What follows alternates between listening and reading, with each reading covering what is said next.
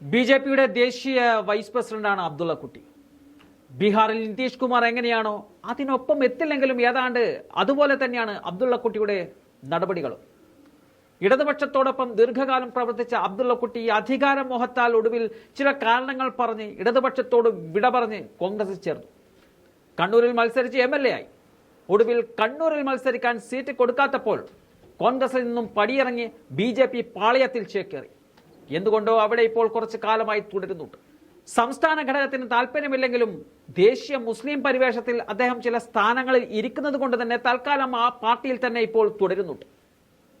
Abdullakutty party മാറി മാറിപ്പോയാലും അദ്ദേഹം പറഞ്ഞ കാര്യങ്ങൾ ഇന്നും നിലനിൽക്കുന്നതാണ്. 2017 അദ്ദേഹത്തിന്റെ ഒരു YouTube പോസ്റ്റ് വൈറലായിരിക്കുകയാണ്. ആ വാർത്തകൾ ഇപ്പോഴും സമൂഹ മാധ്യമങ്ങളിൽ പ്രചരിക്കുന്നുമുണ്ട്. അന്ന് അബ്ദുള്ളക്കുട്ടി പറഞ്ഞത് ഇന്ത്യയുടെ പുരോഗതിക്ക് കോൺഗ്രസ് നൽകിയ സംഭാവനകളാണ്. കോൺഗ്രസ് നടത്തിയ വികസനങ്ങൾ BJP ഇടിച്ച് താഴ്ത്തുന്നു എന്നുള്ള പരാമർശങ്ങളൊക്കെ അന്ന് അബ്ദുള്ളക്കുട്ടി നടത്തിയതാണ്. അത് അദ്ദേഹം മറന്നാലും കേരളീയ സമൂഹം അത്ര പെട്ടെന്നൊന്നും അത് മറക്കില്ല. ഇന്ന് ഇന്ത്യ കാണുന്ന വികസനമൊക്കെ ചെറിയ കാലയളവ് കൊണ്ട് BJP ഉണ്ടാക്കിയതാണോ എന്നുള്ള ചോദ്യങ്ങൾ ഉന്നയിച്ചുകൊണ്ടായിരുന്നു അദ്ദേഹത്തിന്റെ പോസ്റ്റ് തുടങ്ങുന്നത്.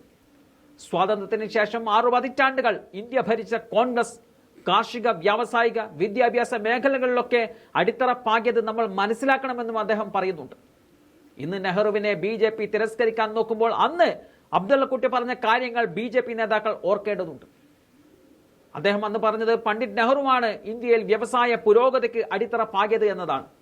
60 വർഷങ്ങൾക്ക് മുമ്പ് ഭിലായ്, റൂർക്കല, ദുർഗാപൂർ തുടങ്ങിയ സ്റ്റീൽ പ്ലാന്റുകളും ഉരുക്ക് നിർമ്മാണ ശാലകളും സ്ഥാപിച്ചത് നെഹ്റുവാണ്. അതിന്റെ മുകളിലാണ് ഇന്ന് ഇന്ത്യയിൽ കാണുന്ന വ്യവസായ പുരോഗതി ഉണ്ടായതും എന്നും അദ്ദേഹം പറഞ്ഞു വെക്കുന്നുണ്ട്.